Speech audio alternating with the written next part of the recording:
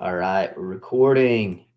So welcome everybody. This is Introduction to Criminal Justice. Going to share my screen real quick with y'all.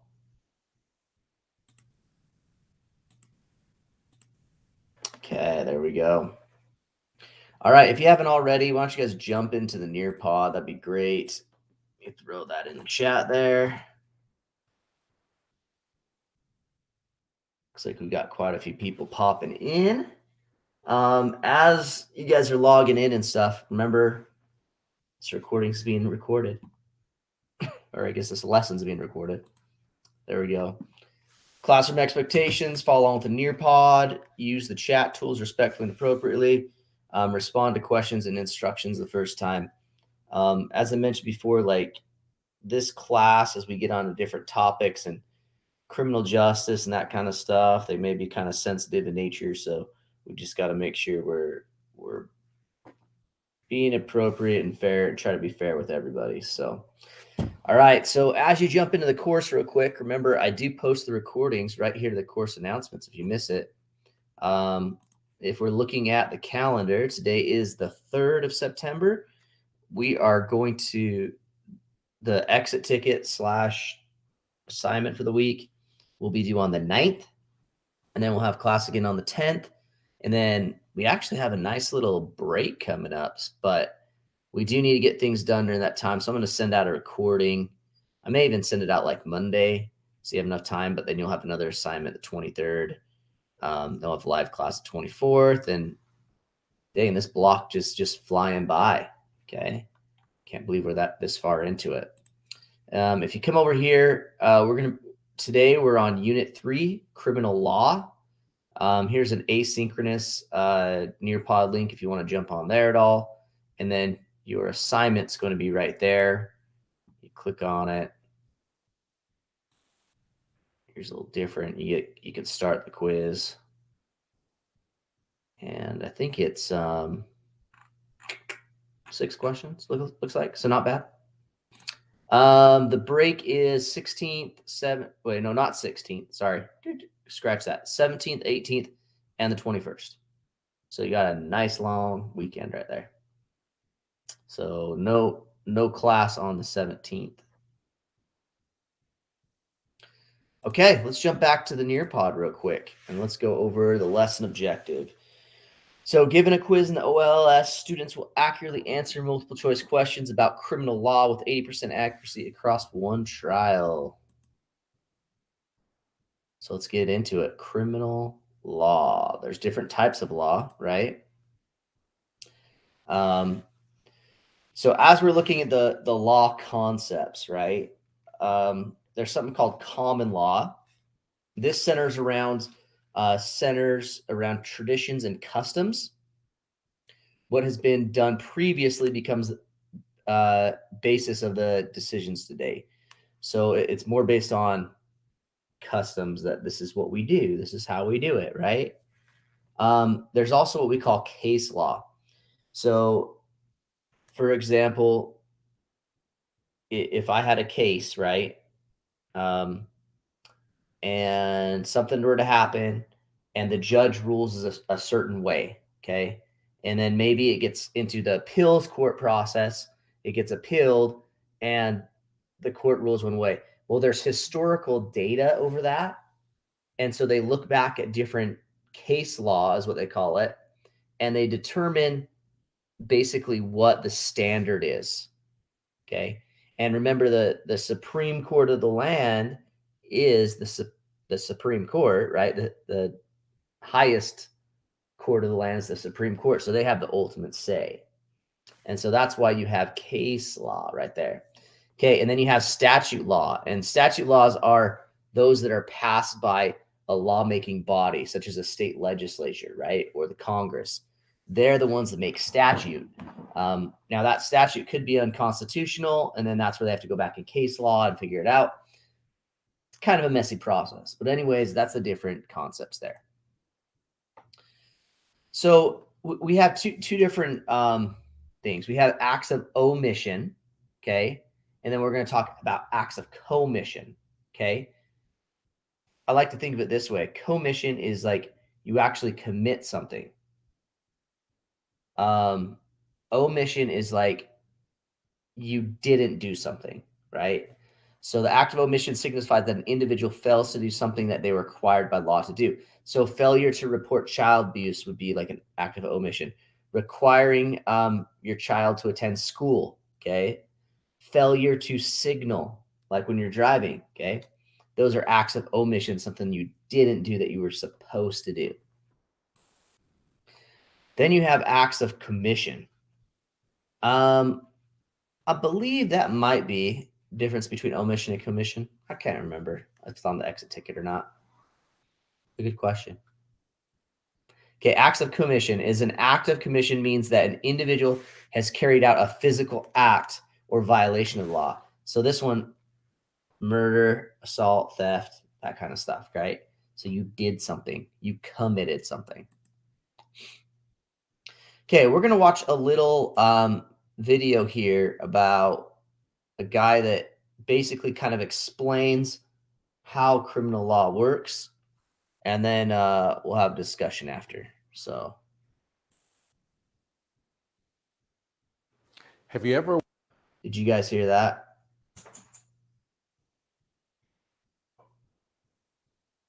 Okay, here we go. Ever wondered how criminal charges are filed? Well, stay tuned because I'm going to tell you how. This is Crim Law 101. I'm your professor, and class is in session.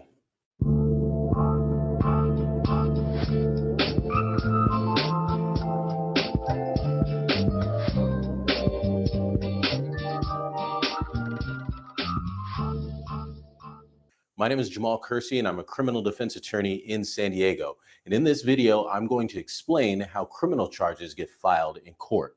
Let's start with police investigation. One of the ways police investigations are initiated is in response to a 911 call. Someone calls 911 with an emergency, the dispatcher puts the call out, and officers respond to the scene. The officers take the statement of the reporting party and any witnesses. Crime scene investigators may take photographs, collect evidence, or shoot video of the scene.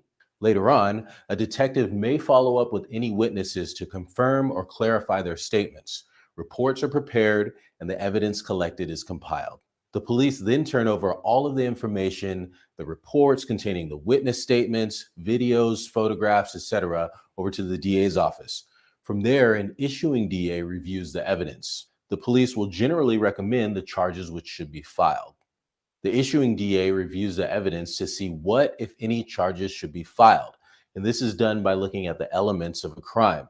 For example, a robbery in violation of Penal Code Section 211 has two elements. One is the taking of property, and two, using fear or force. A burglary in violation of Penal Code Section 459 has two elements as well. One is the entry of a building, and two, with the intent to commit theft or any felony therein. And so the DA is analyzing the facts to see which charges she believes can be proved beyond a reasonable doubt. Sometimes additional evidence is needed in order for the DA to reach the conclusion that she can prove her case beyond a reasonable doubt. In this instance, the detectives would actually be called on to conduct further investigation.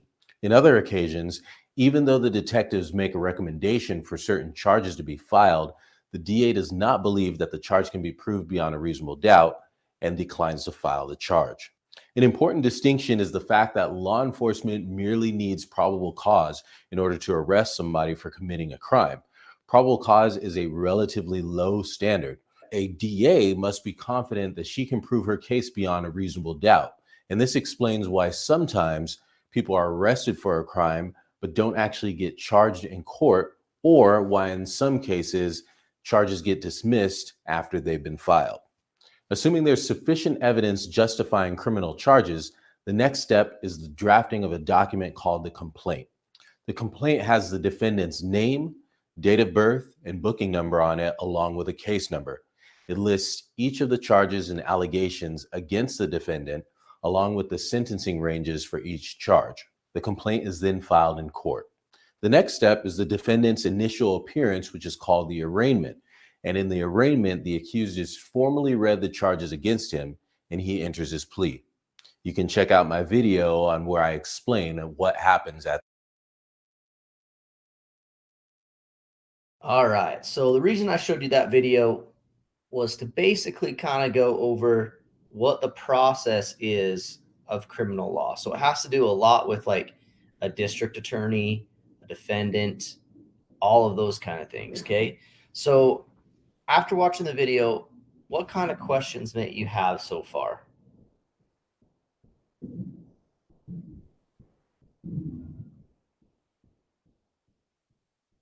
Because I know a lot was covered there.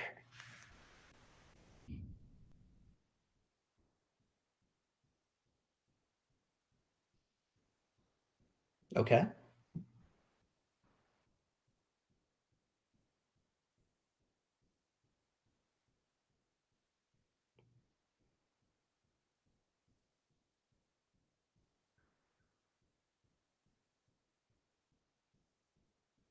All right. So some things that popped in my head, just so you guys know, was I thought it was interesting that in a criminal case that we're talking about, so criminal law, in order to be charged with a crime, you have to be convicted with beyond a reasonable doubt. Okay, somebody has something. Do all the violations and sentences add together? Good question. Okay, so they may bring up multiple charges when they're looking to file a charge against you. Okay, now the violations they could add together, or the district attorney, whoever is looking at it, that is the prosecution trying to basically say that, they may say, all right, we're not going to try to go on this and this, but we know we can get them on that, right? And so they may cherry pick kind of which ones they want to go after you for, or they might just go over a whole bunch of them and kind of see what sticks. It really depends upon the case and what's kind of there. So it gets kind of, I guess, convoluted a little bit as you are running through that process. But that's a very good question. But to say they could all, like, if you got convicted of like 3 different felonies, yes, they could add up all those sentences together and they could sentence you to longer. Very good question. Any other things that you guys could think of?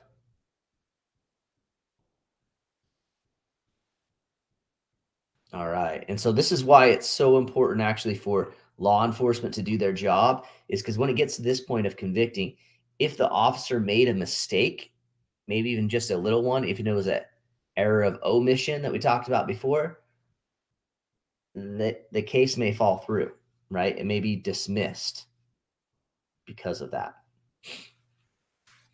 Okay, let's start talking about, so Utah Law Books was first produced in 1953 by the Utah legislature.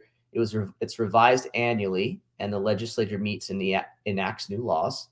Statutory laws for the state of Utah, they're numbered by title, chapter, that kind of stuff. What's kind of interesting right now is the legislature is actually in session right now, and they're running through quite a few things. If you're ever interested, you can go to this website, le.utah.gov, and it basically tells you what's going on right now. You can actually watch legislative sessions. So right now you can see, what's today? Today's Thursday.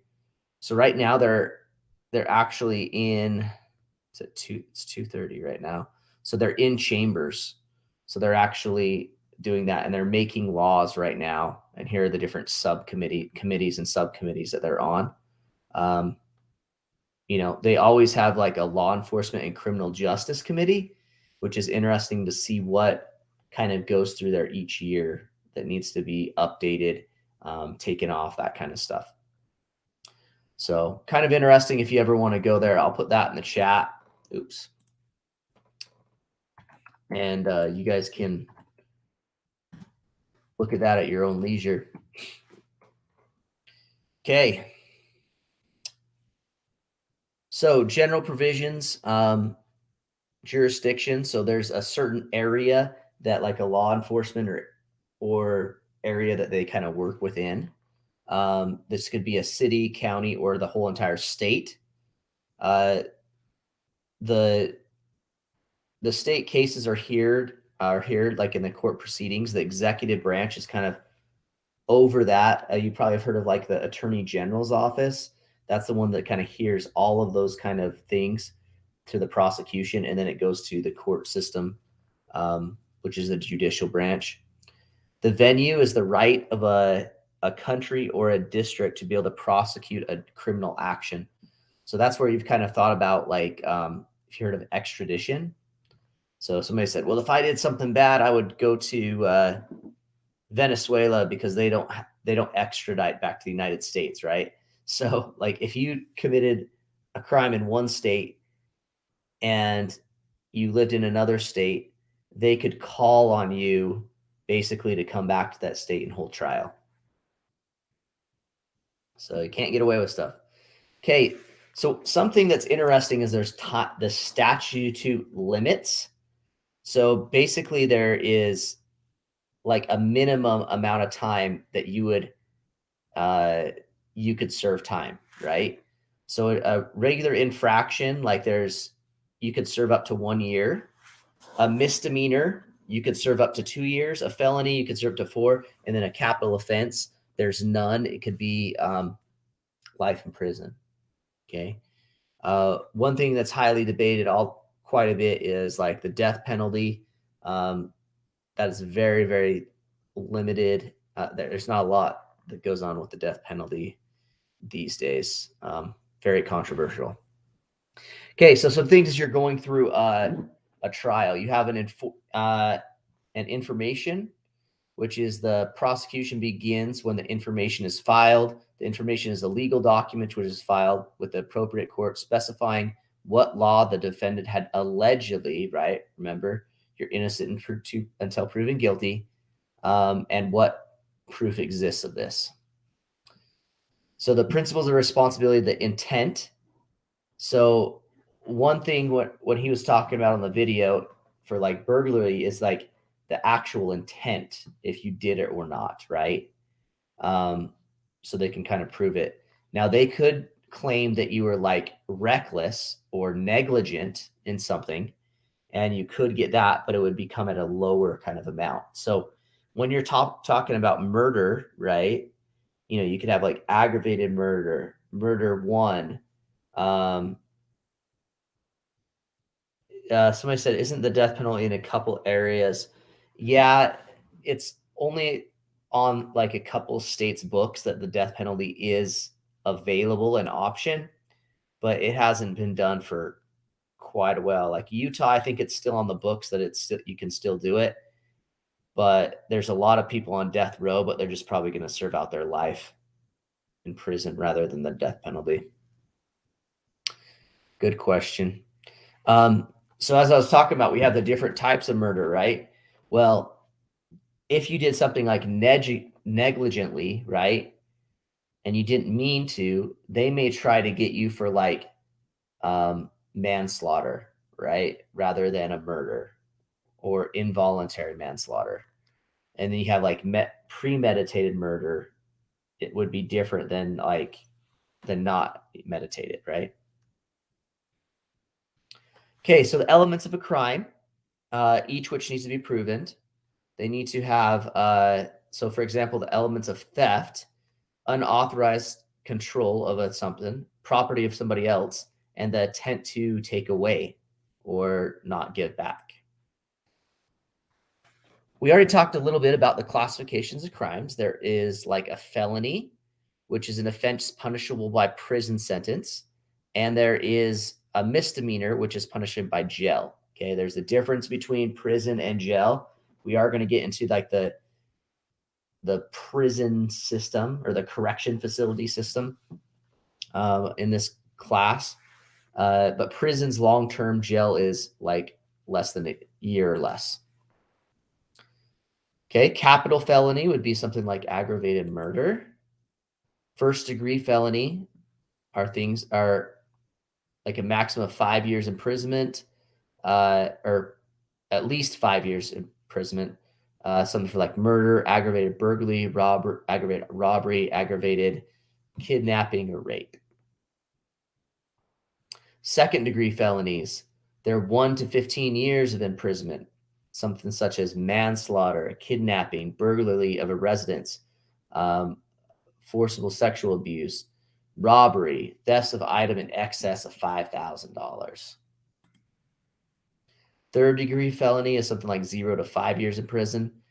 And you do have like parole and that kind of stuff that you could get on for like good behavior. But theft of items between the value of $1,000 and $5,000, arson with the intent to defraud an insurer, and aggravated assault. A Class A misdemeanor, so this is a lower level, up to 1 year in jail, something like vehicle burglary, theft of an item between $300 and $1,000, 300 1,000, assault of a peace officer. Class B misdemeanor is up to 6 months in jail, something like assault, criminal trespass of a dwelling, theft of an item valued less than $300, telephone harassment. I think that's kind of interesting. How many telemarketers I could tell that to. Class C misdemeanor is up to 3 months in jail, disorderly conduct, criminal trespassing, most traffic violations. You could get hit with that. Okay, so can you tell me real quick of what we went through? What is the difference between a misdemeanor and a felony?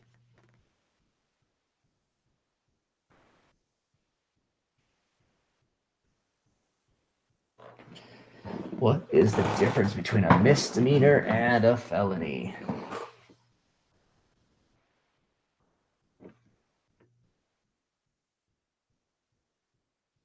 Okay, a felony is a prison sentence, correct, right?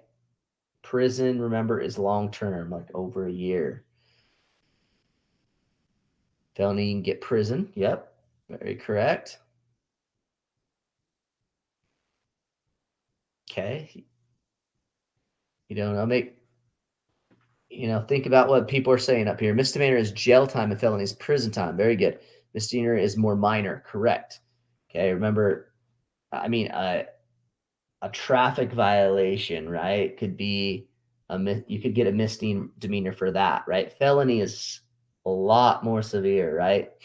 You're thinking really intent to harm or take something of somebody else's. Felony is severe. Very good. Okay, anything else, guys? Felony equals prison, misdemeanor equals jail. Okay, very good. Okay, there's some things as simple infractions. I have gotten infractions before. There's no jail sentence, like disorderly conduct when no warning has occurred. So infraction is also like a speeding ticket, right? And so unfortunately, kind of got that before, speeding ticket every once in a while. Okay, attempt, okay? The offender began to commit the crime but was unable to complete it, okay? You need evidence that the defendant had engaged in the conduct was constituted a substantial step towards the commission of the crime. Acts taken by the defendant must clearly indicate the intent to commit the legal act. So if somebody were to be like arrested, right, and maybe they had all the tools to break into a house, right, but they hadn't actually broken into the house, it's hard to kind of prove, right? So you got to think of that. Okay, here's another thing. Conspiracy, an agreement between one or more other persons to commit a crime. One of these involved in agreement must then commit a covert act that furthers the conspiracy. So just talking about doing a crime is not a crime, right? But somebody that proceeds to towards it. Okay, crimes against a person. Criminal homicide, kidnapping, rape, assault, that would be something against somebody else. But then you got crimes against property. So arson, criminal mischief, burglary, vehicle burglary, trespassing, robbery, and theft. Then you have crimes against government and public order. So interfering with an arrest, okay, obstruction of justice, falsely reporting of crimes, false personal information, okay? So these are some things that you can't do, right? If you willingly obstruct somebody from being caught, right, you could get tacked on with obstruction of justice. Okay, so interfering with the arrest is having knowledge that a peace officer is seeking to effect a lawful arrest and interferes with such arrest by using force or other weapons. So if you try not to have somebody be arrested, okay? Obstructing justice, because I think some of these are kind of hard to remember, is with the intent to hinder, prevent, delay the discovery, apprehension, prosecution, conviction, or punishment. Okay. Warns the offender of impeding discovery. Okay. So if you knew somebody and you know they committed a crime and you knew the police were coming over their house and you call them and say, hey, man, the police are heading over to your house right now. Obstruction of justice if they find out. Okay.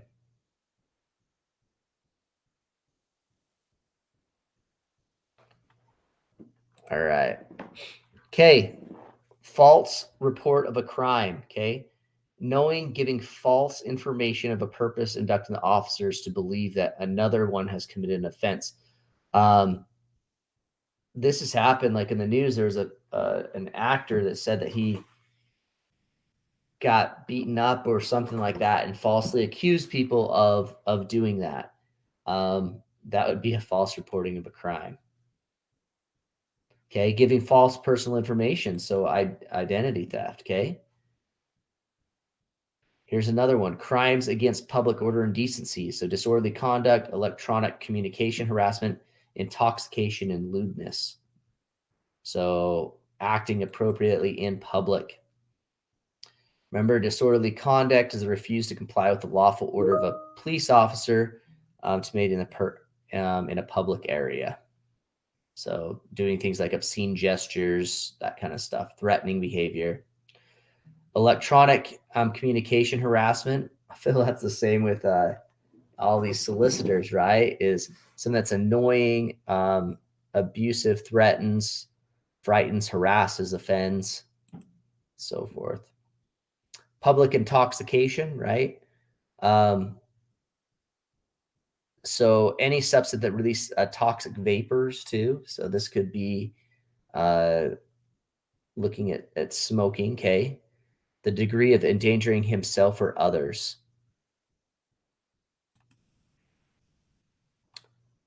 Okay, definition of a firearm. Any device that could be used as a dangerous weapon from which it's expelled as a projectile by an action of explosion. So there are some restrictions of firearms. So if you're not a citizen of the U.S., you shouldn't be able to possess a firearm inside the United States unless permitted.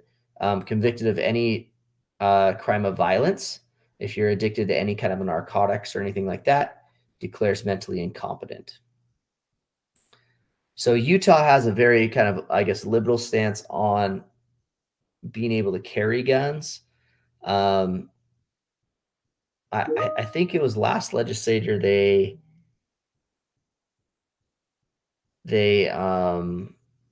what was it? I don't know, something to the effect of you could actually have a concealed carry without a permit and be all right. But anyways, it's interesting. If you're under 18, you're unable to do that without parent permission. So carrying a firearm, that's called concealed weapons. I would suggest if you are going to do it, that you do take a concealed weapons permit class and you actually get a card for that saying that you're a concealed weapons carrier. Brandishing a weapon. Now, this could be even a knife or anything like that. So if you're in a situation and maybe you become angry or somebody is very upset, and you brandish a weapon, it's a very, you could be convicted, right, of brandishing a weapon, not even just necessarily using it, but just brandishing it. Controlled substances, okay? There are some drug-free zones that are school zones. You got to make sure you're aware of that. Unlawful for any person knowingly, intentionally possess, use controlled substances. And I think we all know what those controlled substances are. We've kind of learned them over time. Possession of alcohol of a minor. Remember, you got to be 21 to be in the possession of it and to consume it. Unlawful acts at school. Now, I guess online, a lot of this does apply to us, but you can get loitering or trespassing for going on schools. If you're not actually a student of the school, sometimes they can get you with the trespassing pass. So just be aware that, you know, if you visitor, you have to check in or anything like that. And I guess that's it. That's our criminal law portion of the class. So what you need to do is you do have this on the content here. And make sure you kind of go through and answer these questions. A lot of these we went over in class. So, yep, really that's it. So if you have any questions, please feel free to contact me and we'll kind of go from there. So I'll stick around if you guys have anything, but if not, you guys can take off. I appreciate you guys showing up and being here. We'll see you next Thursday.